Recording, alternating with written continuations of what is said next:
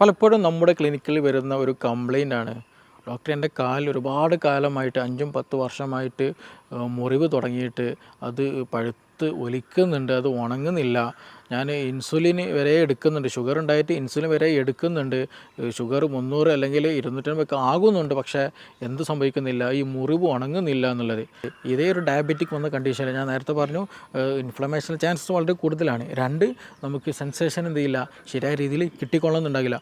മൂന്നാമത് നമ്മൾ ശ്രദ്ധിക്കേണ്ടത് വെച്ചാൽ ഈ ചെറിയ കാലിലേക്കുള്ള ചെറിയ ബ്ലഡ് വെസൽ രക്തക്കുഴലുകളുണ്ട്. ഈ രക്തക്കുഴലുകളിൽ എന്ത് ചെയ്യും, ചെറിയ ഡാമേജുകൾ വന്നു പോകും. അപ്പോൾ അങ്ങനെയുള്ള കേസുകളിൽ നമുക്ക് നല്ല രീതിയിൽ ബാൻഡേജ് ചെയ്തിട്ടും മറ്റേ ഹീൽ മെത്തേഡ്സുകൾ, ഡിഫറെൻറ്റ് മെത്തേഡ്സുകളുണ്ട്. അത് നല്ല രീതിയിൽ നമ്മൾ പ്രോപ്പറായിട്ട് നമ്മൾ ചെയ്യുകയാണെന്നുണ്ടെങ്കിൽ, നല്ല കെയർഫുള്ളായിട്ട് ഡയറ്റും കാര്യങ്ങളൊക്കെ ശ്രദ്ധിക്കുകയാണെന്നുണ്ടെങ്കിൽ വിത്തിൻ ഡേയ്സിൻ്റെ ഉള്ളിൽ, വിത്തിൻ വീക്സിനുള്ളിൽ തന്നെ നല്ല റിസൾട്ട്, പോസിറ്റീവ് റിസൾട്ട് തന്നെ നമുക്ക് ലഭിക്കുന്നതാണ്. ഹലോ എവരിവൺ, ഞാൻ ഡോക്ടർ സിറാജ്, മെഡിക്കൽ ഓഫീസർ, ക്യൂൻബി ഹോസ്പിറ്റൽ, കൊടുവള്ളി. പലപ്പോഴും നമ്മുടെ ക്ലിനിക്കിൽ വരുന്ന ഒരു കംപ്ലൈൻ്റ് ആണ്, ഡോക്ടർ എൻ്റെ കാലിൽ ഒരുപാട് കാലമായിട്ട് 5-10 വർഷമായിട്ട് മുറിവ് തുടങ്ങിയിട്ട് അത് പഴുത്ത് ഒലിക്കുന്നുണ്ട്, അത് ഉണങ്ങുന്നില്ല. ഞാൻ ഇൻസുലിൻ വരെ എടുക്കുന്നുണ്ട്, ഷുഗർ ഉണ്ടായിട്ട് ഇൻസുലിൻ വരെ എടുക്കുന്നുണ്ട്. ഷുഗർ 300 അല്ലെങ്കിൽ 250 ഒക്കെ ആകുന്നുണ്ട്, പക്ഷേ എന്ത് സംഭവിക്കുന്നില്ല, ഈ മുറിവ് ഉണങ്ങുന്നില്ല എന്നുള്ളത്. ചില കേസുകൾ നമ്മളടുത്ത് വരാറുള്ളത്, ആദ്യം ഒരു മുറിവുണ്ടായിരുന്നു, അങ്ങനെ ഡോക്ടറെ കാണിച്ചു, ഡോക്ടർ പറഞ്ഞു ഇത് വിരൽ മുറിക്കണമെന്നുള്ളത്. പിന്നീട് നോക്കുമ്പോൾ പിന്നെയും വന്നു, അങ്ങനെ കാൽപാദം മുറിച്ചു, അങ്ങനെ കാൽമുട്ട് വരെ മുറിച്ച പല കേസുകളും നമ്മുടെ അരികിൽ വരാറുണ്ട്. അപ്പോൾ എന്തുകൊണ്ടാണ് ഈ ഡയബറ്റിക് വന്ന കേസുകളിൽ ഷുഗർ വന്ന പേഷ്യൻറ്റിന് ഈ ഒരു അസുഖം വരിക, അല്ലെങ്കിൽ കാലിൽ മുറിവ്, ഉണങ്ങാത്ത മുറികൾ ഉണ്ടാകുന്നത് എന്തുകൊണ്ടാണ്, അത് എന്തുകൊണ്ടാണ് മാറാത്തത് എന്നുള്ളത് നമ്മൾ മനസ്സിലാക്കേണ്ട ഒരു കാര്യം. കാരണം ഒരുപാട് ആളുകളെ ഇന്ന് ബാധിച്ചിട്ടുള്ള, അവർക്കൊരു ഉത്തരം കിട്ടാത്തൊരു കണ്ടീഷനാണ് ഇപ്പോൾ പലപ്പോഴും ഈ ഒരു ഡയബറ്റിക് ഫുട്ട് അൾസർ എന്ന് പറയുന്ന കണ്ടീഷൻ എന്നുള്ളത്. അപ്പോൾ ഇത് ശരിയായ രീതിയിൽ നമുക്ക് ഭക്ഷണത്തിലൂടെയും മറ്റു മരുന്നുകൾ ഉപയോഗിച്ചും മറ്റു ബാൻഡേജുകൾ ഉപയോഗിച്ചും നല്ലൊരു ട്രീറ്റ്മെൻറ്റ് നമുക്ക് പ്രൊവൈഡ് ചെയ്താൽ, നല്ല രീതിയിൽ നമുക്ക് ട്രീറ്റ് ചെയ്താൽ തന്നെ അത് പെട്ടെന്ന് ഹീലാകുന്നതേ ഉള്ളൂ. നമ്മുടെ ലൈഫ് സ്റ്റൈൽ, നമ്മുടെ എല്ലാ മാറ്റങ്ങളും നമ്മളതിൽ കൊണ്ടുവരിക എന്നുള്ളതാണ്. അപ്പോൾ ഇത് ഡയബറ്റിക് എന്നുള്ളത്, ഷുഗർ എന്നുള്ളത് നമ്മൾ ആദ്യം മനസ്സിലാക്കണം, നമ്മുടെ സർവ്വ അവയവങ്ങളെയും സർവ്വ ശരീരഭാഗങ്ങളെയും ബാധിക്കുന്ന ഒരു അസുഖം തന്നെയാണ് ഷുഗർ എന്നുള്ളത്. കണ്ണിനെ ബാധിക്കുമ്പോൾ നമ്മൾ ഡയബറ്റിക് റെറ്റിനോപ്പതി എന്ന് പറയും. അതുപോലെ അത് ലിവറിനെ ബാധിക്കുന്നുണ്ട്, നമ്മുടെ സ്റ്റൊമക്കിനെ ബാധിക്കുന്നുണ്ട്, നമ്മുടെ കാഴ്ചയെ ബാധിക്കുന്നുണ്ട്, നമ്മുടെ കൈകാലുകളെ ബാധിക്കുന്നുണ്ട്, ഹൃദയത്തിൻ്റെ ആരോഗ്യത്തെ ബാധിക്കുന്നുണ്ട്, തുടങ്ങിയ കിഡ്നിയെ ബാധിക്കുന്നുണ്ട്. എല്ലാ അവയവങ്ങളെയും ഷുഗർ ഒരു തരത്തിലല്ലെങ്കിൽ മറ്റൊരു തരത്തിൽ ബാധിക്കുന്നുണ്ട്. അപ്പോൾ ഇത് നമ്മുടെ കാലുകളെ ബാധിക്കുന്ന സമയത്ത് അവിടെ അവിടെ ന്യൂറോപ്പതിയുടെ ഇഷ്യൂ ഉണ്ടാകുന്നുണ്ട്. അതുപോലെ നമ്മുടെ ബ്ലഡിൻ്റെ ഒരു പ്രശ്നം വരുന്നുണ്ട്. അങ്ങനെ പല ഇഷ്യൂസുകളും അവിടെ കൂടി ചേരുമ്പോഴാണ് ഈ ഒരു ഡയബറ്റിക് ഫുഡ് അൾസർ എന്ന് തന്നെ ഉണ്ടാകുന്നത്. തുടക്കത്തിൽ അത് പലപ്പോഴും നല്ല പെയിൻഫുള്ളായിരിക്കും, നല്ല സെല്ലുലൈറ്റിസ് വന്നിട്ട് ഒരു ഇൻഫ്ലമേഷനൊക്കെ വന്നിട്ട് വീക്കം വന്നിട്ട് അവിടെ നല്ലൊരു റെഡിഷായിട്ട് കളർ ഉണ്ടാകും, നല്ല സിവിയർ ഫീവറൊക്കെ ഉണ്ടായിരിക്കും തുടക്കത്തിൽ കേട്ടോ. അത് പിന്നീട് ഗ്രാജുവലായിട്ട് ഇടയ്ക്ക് ഓൺ ആൻഡ് ഓഫ് ആയിട്ട് നമ്മൾ ആൻറ്റിബയോട്ടിക് കഴിക്കും, ഷുഗറൊക്കെ ഒന്ന് കൺട്രോൾഡാക്കും, വീണ്ടും നമ്മൾ ഷുഗർ അബ്നോർമലായി പോകുമ്പോൾ വീണ്ടും ഇടയ്ക്ക് ഇങ്ങനെ ഓൺ ആൻഡ് ഓഫ് ആയിട്ട് വീണ്ടും വന്നുകൊണ്ടേയിരിക്കും. ഈ സെല്ലുലൈറ്റിസ് റിപ്പീറ്റഡ് ആയിട്ട് വരും. നമ്മൾ ആദ്യം മനസ്സിലാക്കേണ്ട ഒരു കാര്യം എന്താണെന്ന് വെച്ചാൽ, ഷുഗർ ഉണ്ട് എന്നുണ്ടെങ്കിൽ അവിടെ കൂടുതലായിട്ട് ഇൻഫ്ലമേഷനുള്ള ചാൻസസ് വളരെ കൂടുതലാണ്. ഷുഗർ ഉണ്ടെന്നുണ്ടെങ്കിൽ കൂടുതലായിട്ട് ഇൻഫ്ലമേഷൻസ് അവിടെ വന്നുകൂടെ, എസ്പെഷ്യലി പെട്ടെന്ന് റിപ്പീറ്റഡ് ആയിട്ട് ഇൻഫ്ലമേഷനുള്ള സാധ്യത വളരെ കൂടുതലാണ്. അപ്പോൾ നമ്മുടെ കാലുകളിൽ എസ്പെഷ്യലി ഞാൻ നേരത്തെ പറയുകയുണ്ടെങ്കിൽ, നമുക്ക് ഞരമ്പിന് അല്ലേ, നെർവിന് എന്ത് ചെയ്യും, ഇതിന് ചെറിയൊരു ഡാമേജ് വരുമ്പോൾ ശരിയായ രീതിയിൽ നമുക്ക് ചെരുപ്പിടാൻ കഴിയില്ല. ചെരുപ്പിട്ടാൽ തന്നെ നമുക്ക് ചെരുപ്പ് ഇട്ടോ എന്നുള്ള ഫീൽ പോലും കിട്ടില്ല. കാല് ശരിയായ രീതിയിൽ നിലത്ത് അമർത്തി ചവിട്ടാൻ കഴിയില്ല. അങ്ങനെയുള്ള പല ഇഷ്യൂസുകളും ഈ നെർവിന് ഡാമേജ് ഉണ്ടാവും. കാലിനിടയിൽ തരിപ്പ് വരിക, എന്തോ നല്ല ഹീറ്റ് പോലെ ഫീൽ ചെയ്യുക, ഭയങ്കര കുത്തിച്ചുളർക്കുന്ന പോലെ ഫീൽ ചെയ്യുക. അങ്ങനെ പല ആളുകൾക്കും പല രീതിയിലാണ് അത് അനുഭവത്തിൽ ഉണ്ടാവുക. അപ്പോൾ ഈ ഒരു നാഡിയെ ബാധിച്ച് കഴിഞ്ഞാൽ, ഈ നാഡി നരമ്പിനെ ബാധിച്ച് കഴിഞ്ഞാൽ എന്താണ്, ചില ആളുകൾക്ക് സെൻസേഷൻ ഉണ്ടായിരിക്കില്ല.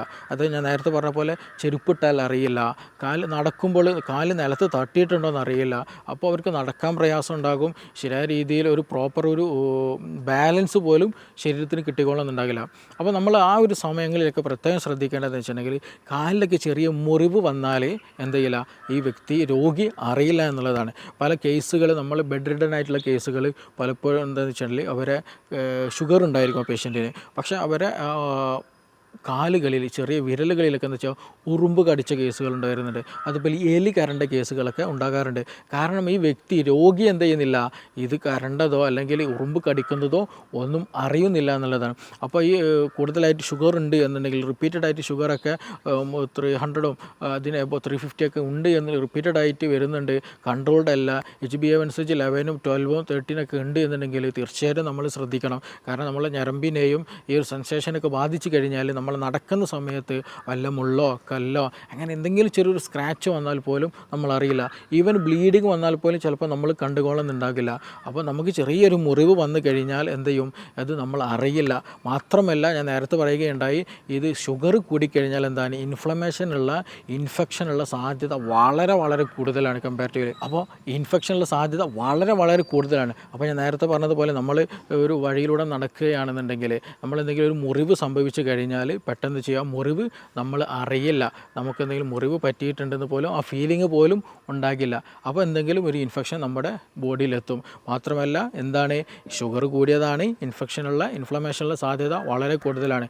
അപ്പോൾ ആ വരുന്ന ഇൻഫെക്ഷന്, ആ വരുന്നൊരു പാത്തോജന്, ആ ഒരു ഓർഗാനിസത്തിന് അവിടെ സ്പ്രെഡ് ആവാൻ, പെട്ടെന്ന് അവിടെ അറ്റാക്ക് ചെയ്യാൻ പറ്റിയൊരു കണ്ടീഷനായിരിക്കും ഉണ്ടാവുക.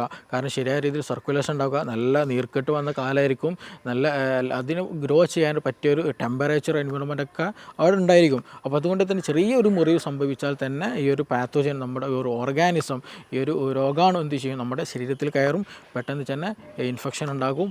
അത് പിന്നെ നമ്മൾ സുപ്രഭാതത്തിൽ ഒന്നെങ്കിൽ നമ്മൾ എന്തെങ്കിലും കാണണം, അല്ലെങ്കിൽ എന്തെങ്കിലും നീരൊലിക്കുന്ന സമയത്ത് നമ്മൾ തിരിച്ചറിയുള്ളൂ. ചിലപ്പോൾ നമ്മൾ എന്തെങ്കിലും സ്മെല്ല് വരുന്ന സമയത്ത് അത് ശ്രദ്ധിക്കുകയുള്ളൂ. ഇനി അതുമല്ലാതെ തന്നെ നമ്മുടെ രോഗിയുടെ ബൈസ്റ്റാൻഡേഴ്സോ കൂട്ടുകാരോ സുഹൃത്തുക്കൾ ആരെങ്കിലുമൊക്കെ കാണണം, നിൻ്റെ കാലിലൊരു മുറിവുണ്ടല്ലോ, ഇതെന്താ ഇങ്ങനെ സംഭവിച്ചതെന്ന് ചോദിച്ചാൽ മാത്രമായിരിക്കും രോഗി ശ്രദ്ധിക്കുക ഇങ്ങനെ മുറിവുണ്ടെന്നുള്ളത് മനസ്സിലാക്കുക. മറ്റൊരു കാര്യം നമ്മൾ ശ്രദ്ധിക്കേണ്ടതെന്ന് വെച്ചാൽ, ഇതേ ഒരു ഡയബറ്റിക് വന്ന കണ്ടീഷനിൽ ഞാൻ നേരത്തെ പറഞ്ഞു ഇൻഫ്ലമേഷൻ ചാൻസസ് വളരെ കൂടുതലാണ്. 2, നമുക്ക് സെൻസേഷൻ എന്ത് ചെയ്യില്ല, ശരിയായ രീതിയിൽ കിട്ടിക്കൊള്ളുന്നുണ്ടാകില്ല.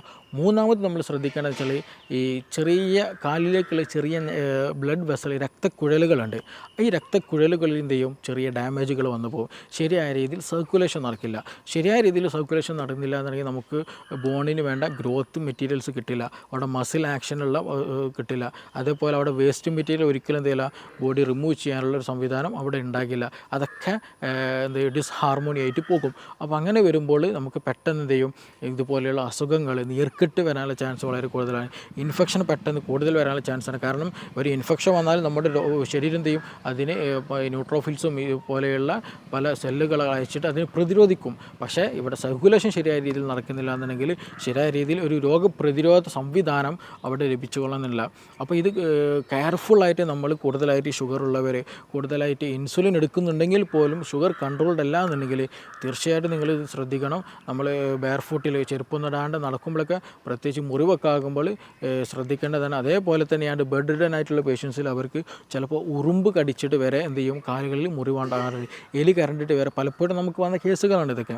അപ്പോൾ ആ സമയത്തൊക്കെ നമ്മളെന്താ വെച്ചാൽ പ്രത്യേകം ആ ഒരു രോഗിയെ ശ്രദ്ധിക്കേണ്ടതുണ്ട്. സോ അതുകൊണ്ട് തന്നെ ശരിയായ രീതിയിൽ നമുക്കവിടെ സർക്കുലേഷൻ ലഭിച്ചില്ല എന്നുണ്ടെങ്കിൽ അവിടെ എന്ത് ചെയ്യില്ല, കാൽസ്യം പോലെയുള്ള സപ്ലിമെൻറ്റ്സ്, വൈറ്റമിൻസ്, മിനറൽസ് എന്ത് ചെയ്യില്ല, ശരിയായ രീതിയിൽ എത്തില്ല, നല്ല ഡിഫൻസ് മെക്കാനിസം അവിടെ വർക്ക് ചെയ്യില്ല, ബോണിൻ്റെ ഗ്രോത്ത് നടക്കില്ല, മസിൽ ആക്ഷൻസ് നടക്കില്ല, അങ്ങനെയുള്ള അവിടെ ഓക്സിജൻ എത്തില്ല. അപ്പോൾ പല ഇഷ്യൂസ് അവിടെ ഉണ്ടായിരിക്കും. ചില കണ്ടീഷനുകളിൽ എന്താ വെച്ചിട്ടുണ്ടെങ്കിൽ ഇത് കംപ്ലീറ്റ്ലി ബ്ലോക്ക്ഡ് ആയി പോയി, അവിടേക്കുള്ള സർക്കുലേഷൻ കംപ്ലീറ്റ്ലി ബ്ലോക്ക്ഡ് ആയി കഴിഞ്ഞാൽ അവിടെ നിന്നുള്ള സെൽ ഡെത്തുകൾ സംഭവിച്ചു, അവിടുത്തെ കോശങ്ങൾ എന്ത് ചെയ്യും, നശിച്ചു പോകാൻ തുടങ്ങും, ഗാംഗ്രീൻ എന്നുള്ള കണ്ടീഷനിലേക്ക് അത് എത്താറുണ്ട്. അപ്പോൾ അങ്ങനെ വരുമ്പോൾ വേറൊരു ഓപ്ഷൻ തന്നെയില്ല, നമുക്ക് സർജിക്കലായിട്ട് തന്നെ അത് ബ്ലാക്കിഷ് കളറായിട്ട്, നല്ല കറുത്ത ഡാർക്ക് ഗ്രീനിഷ് കളറായിട്ടൊക്കെ അത് ഫോം ചെയ്യാറുണ്ട്. അതെന്ത് ചെയ്യുക, സർജറി ചെയ്ത് റിമൂവ് ചെയ്യുക എന്നുള്ള ഒരു ഓപ്ഷൻ മാത്രമാണ് അവിടെ ഉണ്ടാകുക. കാരണം അത് കംപ്ലീറ്റ്ലി ലേറ്റായിട്ടുണ്ടായിരിക്കും പലപ്പോഴും. കാരണം അതിങ്ങനെ എടുത്തു വെച്ച് ഡോക്ടറെ കാണിക്കാതെ അങ്ങനെ എടുത്തു വെച്ചിട്ടുണ്ടായിരിക്കും പലപ്പോഴും. അത് ഗ്രാജുവലി എന്ത് ചെയ്യും, അത് കറുപ്പ് ഒരു കണ്ടീഷനാവും. നമ്മളൊരു എന്താ പറയുക, ഒരു മരത്തിലോ അല്ലെങ്കിൽ വേറെ എന്തെങ്കിലും ഒരു സാധനത്തിൽ ടച്ച് ചെയ്തൊരു ഫീലിംഗ് അല്ലെങ്കിൽ അങ്ങനെയുള്ള ഒരു സൗണ്ടൊക്കെ ആയിരിക്കും അതിൽ നിന്ന് ഉണ്ടാവുക. കാരണം കംപ്ലീറ്റ്ലി സെല്ല് ഡെത്തായിട്ടുണ്ടാവും, ഒരു വർക്കിങ്ങും അവിടെ നടക്കില്ല, കംപ്ലീറ്റ് ഡാമേജ്ഡ് ആയിട്ടുണ്ടാവും. അപ്പോൾ അത് സർജറി ചെയ്തിട്ട് തന്നെ നമ്മൾ റിമൂവ് ചെയ്യണം. പക്ഷേ നമുക്ക് വരുന്ന കേസുകൾ മോസ്റ്റ്ലി എന്താണ്, ഇപ്പോഴത്തെ ഒരുപാട് ആളുകൾക്ക് ഷുഗർ കൺട്രോൾഡാണ് അല്ലെങ്കിൽ കൺട്രോൾഡ് അല്ലാത്ത കേസുകളുണ്ട്. അപ്പോൾ ഈ മുറിവ് എന്ത് ചെയ്യുന്നില്ല, ഉണങ്ങുന്നില്ല. അവിടെ ഈ പറഞ്ഞതുപോലെ ഇൻഫ്ലമേഷൻ വന്ന് പിന്നീട് ആബ്സസ് ഫോം ചെയ്ത് പസ് വന്നിട്ട് നീരിങ്ങനെ ഒലിച്ച് വരിക, ഇടയ്ക്ക് ഡ്രസ്സ് ചെയ്യും, ഇടയ്ക്ക് ഡ്രസ്സ് ചെയ്യില്ല, പെട്ടെന്ന് ഇൻഫെക്ഷൻ വരിക. അപ്പോൾ ഇതിങ്ങനെ റിപ്പീറ്റഡ് ആയിട്ട് സൈക്കിൾ ഇങ്ങനെ മാറിക്കൊണ്ടേയിരിക്കും എന്ന് പറഞ്ഞു. അപ്പോൾ അങ്ങനെയുള്ള കേസുകൾ നമ്മൾ ശ്രദ്ധിക്കേണ്ടതെന്ന് വെച്ചാൽ, ഒന്ന് നമ്മൾ ശരിയായ രീതിയിലുള്ള ഒരു ലൈഫ് സ്റ്റൈൽ മാനേജ്മെൻറ്റ് കൊണ്ടുവരിക എന്നുള്ളതാണ്. അതായത് നമ്മൾ ഇതിൻ്റെ ബേസിക് റീസൺ എന്ന് പറയുന്നത് ഷുഗറാണ്. അപ്പോൾ ഷുഗർ കൺട്രോൾ ചെയ്യാൻ നമുക്ക് നല്ലൊരു ഡയറ്റ് പ്ലാൻ വളരെ ഇമ്പോർട്ടൻ്റ് ആണ്. ഷുഗർ കുറയ്ക്കുക, മറ്റു പ്രോട്ടീൻസ്, വൈറ്റമിൻസ്, മിനറൽസുകളും കൂടുതൽ പ്രൊമോട്ട് നമ്മുടെ ശരീരത്തിൽ കൊടുക്കുക. കാരണം അത് ഹീലിങ്ങിനും സർക്കുലേഷനും നമ്മുടെ ഫാറ്റ് ലിവർ പോലെയുള്ള പ്രശ്നങ്ങൾ, അതുപോലെ ഇൻസുലിൻ റെസിസ്റ്റൻറ്റ് കണ്ടീഷൻസിനൊക്കെ ഹെൽപ്ഫുൾ ആയിട്ടുള്ളതാണ് ഈ പറയുന്ന വൈറ്റമിൻസ്, മിനറൽസ്, മറ്റു പ്രോട്ടീൻസൊക്കെ ഉള്ളത്. അതൊക്കെ ശരീരത്തിൽ ലഭിച്ചാൽ മാത്രമാണ് മറ്റു എൻസൈംസുകളും മറ്റു ഹോർമോൺസുകളൊക്കെ ശരീരത്തിൽ പ്രൊഡ്യൂസ് ചെയ്യുകയുള്ളൂ. അപ്പോൾ നല്ല രീതിയിൽ പ്രൊഡക്ഷൻ നടക്കണമെന്നുണ്ടെങ്കിൽ, നല്ല രീതിയിൽ മെക്കാനിസം നടക്കണമെന്നുണ്ടെങ്കിൽ ഈ വൈറ്റമിൻസും മിനറൽസൊക്കെ പ്രോപ്പറായിട്ട് നമ്മുടെ ശരീരത്തിൽ കഴിക്കണം. അപ്പോൾ അങ്ങനെ ചെയ്യണമെന്നുണ്ടെങ്കിൽ നമ്മൾ പ്രോപ്പറായിട്ടുള്ള ഒരു ഡയറ്റ് പ്ലാൻ മുന്നോട്ട് വെക്കുക എന്നുള്ളതാണ്. കൂടാതെ തന്നെ നമുക്ക് ഇൻസുലിൻ പോലെയുള്ള മറ്റു ഡയബറ്റിക്കിന് വേണ്ടിയിട്ടുള്ള ഡയബറ്റിക് കൺട്രോൾ ചെയ്യാൻ ഒന്നുകൂടെ പ്രോപ്പറായിട്ടുള്ള മെഡിസിൻസ് കറക്റ്റ് തന്നെ നമ്മൾ പ്രൊവൈഡ് ചെയ്യുക, കഴിക്കുക എന്നുള്ളതാണ്.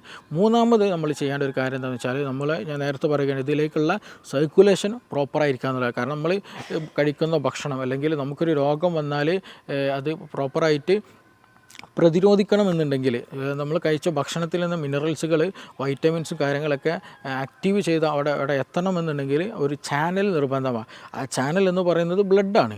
അപ്പോൾ പ്രോപ്പറായിട്ടുള്ള സർക്കുലേഷൻ ഉണ്ടാവുക എന്ന് വളരെ ഇമ്പോർട്ടൻ്റ് ആണ്. അപ്പോൾ സർക്കുലേഷൻ കൂട്ടുന്നതിന് വേണ്ടിയിട്ടുള്ള പല മെത്തേഡ്സുകളുണ്ട്, പല തെറാപ്പികളുണ്ട്, പല സംവിധാനങ്ങളുണ്ട്. അത് നമ്മൾ കീപ്പ് ചെയ്യുക എന്നുള്ളതാണ്. പിന്നെ അതുപോലെ ഒരു ഇൻഫ്ലമേഷൻ ഇല്ലാതിരിക്കുക എന്നുള്ള, അല്ലെങ്കിൽ ഒരു ഇൻഫ്ലമേഷൻ വരാതിരിക്കാനുള്ള ഒരു എൻവയോൺമെൻറ്റ് നമ്മളെപ്പോഴും കീപ്പ് ചെയ്യുക, നല്ല പ്രോപ്പറായിട്ട് അതിനെ മാനേജ് ചെയ്ത് കൊണ്ടുപോകുക എന്നുള്ളതാണ്. അങ്ങനെ ഒരു പ്രോപ്പർ വേയിൽ നമ്മളതിനെ മാനേജ് ചെയ്താൽ, അതിനെ ഫോക്കസ് ചെയ്ത് നീങ്ങിക്കഴിഞ്ഞാൽ നമുക്കത് വിത്തിൻ ഡേയ്സിൽ തന്നെ നല്ല മാറ്റങ്ങൾ കൊണ്ടുവരാൻ കഴിയും. ചില കേസുകളിൽ നമ്മളടുത്ത് വരാറ് ഈ വെരിക്കോസും കൂടെ കൂടിയിട്ട് വരാറുണ്ട്. വെരിക്കോസ് അൾസറായിരിക്കും, ഷുഗറും ഉണ്ടായിരിക്കും. അപ്പോൾ ഇത് പെട്ടെന്ന് ഹീലായിരിക്കില്ല. അത് നേരത്തെ പറഞ്ഞതുപോലെ ഈ ഒരു ഇഷ്യൂസും കാര്യങ്ങളൊക്കെ സെയിം ആയിട്ടുണ്ടായിരിക്കും. മാത്രമല്ല ഈ വെരിക്കോസിൻ്റെ ഇഷ്യൂ കൂടുതലായിട്ടാണ്, നല്ല പെയിൻഫുൾ ആയിരിക്കും ഉണ്ടാവുക. അപ്പോൾ അങ്ങനെയുള്ള കേസുകളിൽ നമുക്ക് നല്ല രീതിയിൽ ബാൻഡേജ് ചെയ്തിട്ടും മറ്റേ ഹീൽ മെത്തേഡ്സുകൾ, ഡിഫറെൻറ്റ് മെത്തേഡ്സുകളുണ്ട്. അത് നല്ല രീതിയിൽ നമ്മൾ പ്രോപ്പറായിട്ട് നമ്മൾ ചെയ്യുകയാണെന്നുണ്ടെങ്കിൽ, നല്ല കെയർഫുള്ളായിട്ട് ഡയറ്റും കാര്യങ്ങളൊക്കെ ശ്രദ്ധിക്കുകയാണെന്നുണ്ടെങ്കിൽ വിത്തിൻ ഡേയ്സിൻ്റെ ഉള്ളിൽ, വിത്തിൻ വീക്സിനുള്ളിൽ തന്നെ നല്ല റിസൾട്ട്, പോസിറ്റീവ് റിസൾട്ട് തന്നെ നമുക്ക് ലഭിക്കുന്നതാണ്. പിന്നെ അതുപോലെ തന്നെ അതുമായി ബന്ധപ്പെട്ടുള്ള മറ്റു പല ഇഷ്യൂസ് ഞാൻ നേരത്തെ പറഞ്ഞു, ബോണിൻ്റെ ഹെൽത്തിൽ ഡാമേജ്ഡ് ആവും, മസിലിൻ്റെ ഹെൽത്തിന് ഡാമേജ്ഡ് ആവും. അതിനൊക്കെ നമുക്ക് എന്ത് ചെയ്യാം, വീണ്ടും നമുക്ക് നോർമൽ ലെവലിലേക്ക് എത്തിക്കാം. മറ്റു റെറ്റിനോപ്പതികൾ, അതേപോലെ മറ്റു അവയവങ്ങളെ ബാധിക്കുന്ന PCOD പോലെയുള്ള പ്രശ്നങ്ങൾ, അങ്ങനെയുള്ള എല്ലാ ഡയബറ്റിക് റിലേറ്റഡ് ആയിട്ട് ഇൻസുലിൻ റെസിസ്റ്റൻസിന് ബാധിക്കുന്ന ഏതൊക്കെ അവയവങ്ങൾ, ഏതൊക്കെ പാട്ടുണ്ടോ അതിനൊക്കെ നമുക്ക് എന്ത് ചെയ്യാം, ഈ ഒരു മെത്തേഡ്സ് ഉപയോഗിച്ചിട്ട് തന്നെ ഡയറ്റ് മാനേജ്മെൻറ്റും പിന്നെ മെഡിക്കേഷൻസ് ഉപയോഗിച്ചുകൊണ്ടൊക്കെ നമുക്കൊരു പ്രോപ്പർ വേയിലേക്ക് നമുക്ക് കൊണ്ടുവരാൻ കഴിയും. നമുക്കങ്ങനെ ഒരുപാട് റിസൾട്ടുകൾ തന്നെ ലഭിച്ചിട്ടുണ്ട്. അപ്പോൾ ഇതുമായി ബന്ധപ്പെട്ട് നിങ്ങൾക്ക് കൂടുതൽ അറിയാനോ പഠിക്കാനോ മനസ്സിലാക്കാനോ ഉണ്ടെങ്കിൽ നിങ്ങൾക്ക് എന്ത് ചെയ്യാം, ഈ നമ്പറിൽ ബന്ധപ്പെടാവുന്നതാണ്. നമുക്കിനി മറ്റൊരു വിഷയവുമായി ബന്ധപ്പെട്ടിട്ട് വീണ്ടും കാണാം. Thank you.